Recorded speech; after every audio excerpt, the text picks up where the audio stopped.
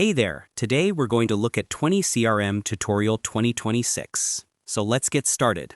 First, open 20 CRM and sign in to your account. Over here, go to your main dashboard to view all your tools and recent activity. Then, check the left sidebar to access contacts, deals, tasks, and projects. After that, go to the Contacts section. Over here, click Add Contact, enter the details, and save it. Then, repeat the same process for companies if needed. Then, move to the Deals section. Over here, click Create Deal, enter the name, value, and stage. After that, add the related contact so everything stays linked.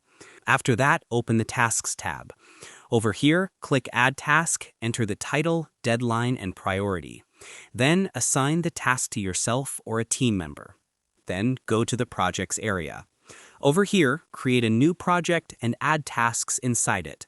After that, track progress through the timeline view. After that, check the Automation section. Over here, choose a workflow template or create your own.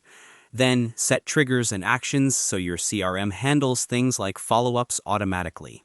Then, open the Analytics tab. Over here, view your sales performance, task stats, and deal reports. After that, use this data to make better decisions. And that wraps it up. Appreciate you watching. See you in the next.